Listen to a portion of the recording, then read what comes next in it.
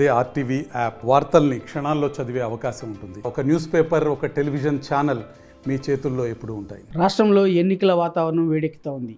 ఈ క్రమంలోనే వైసీపీ అధినేత సీఎం జగన్మోహన్ రెడ్డి గారు ఇవాళ వైసీపీ అభ్యర్థుల జాబితాను ప్రకటించారు. ఆ జాబితా ఎలా ఉంది అనేది ఇవాళ మనతో పాటు చంద్రగిరి నియోజకవర్గ అభ్యర్థి అయినటువంటి మోహిత్ రెడ్డి గారు మనతో పాటు ఉన్నారు. వారిని అడిగి తెలుసుకుందాం. సార్, ఇవాళ సీఎం గారు ప్రకటించినటువంటి జాబితా ఏ విధంగా ఉందని భావించవచ్చు? ముందుగా ఆర్టీవీ ప్రేక్షకులందరికీ నమస్సులు.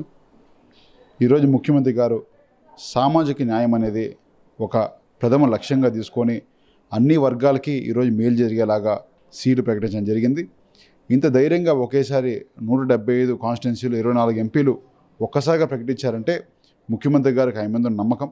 ఖచ్చితంగా మనం మంచి చేస్తున్నాము, ప్రజలు మమ్మల్ని ఆశీర్వదిస్తారనే బలమైన విశ్వాసం ముఖ్యమంత్రి గారు ఉంది. కాబట్టి ఇంత ధైర్యంగా ఈరోజు ముఖ్యమంత్రి గారు ఫోటో పెట్టుకొని మేము ప్రతి ఇంటికి గడప గడప పోతున్నామని తెలియజేస్తున్నాను.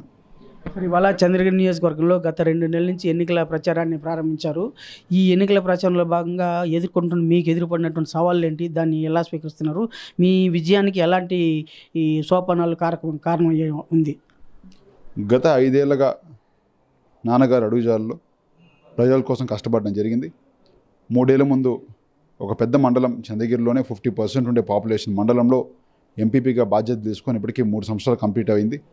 అదేవిధంగా 2 సంవత్సరాల ముందు గడప గడప పాదయాత్ర కింద కాన్స్టిట్యున్సీలో సుమారు 1 సంవత్సరం పాటు పాదయాత్రగా ఇంటింటికి పోవడం జరిగింది.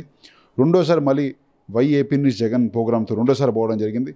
దాని ముందు కూడా పల్లె బాట, పంచాయతీ బాట అని చెప్పి 2 సార్లు పోవడం. అంటే చంద్రగిరి కాన్స్టిట్యున్సీలో 5 నుంచి 6 సార్లు ప్రతి ఊరు, ప్రతి పంచాయతీ, ప్రతి హ్యాబిటేషన్ పర్యటించడం జరిగింది.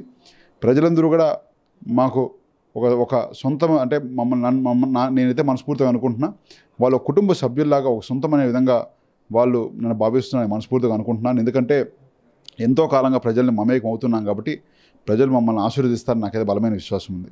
అంటే మొదటిసారిగా మీరు ఎమ్మెల్యే అభ్యర్థిగా పోటీ చేస్తున్నారు కాబట్టి దీన్ని ఎలా మీరు భావిస్తున్నారు?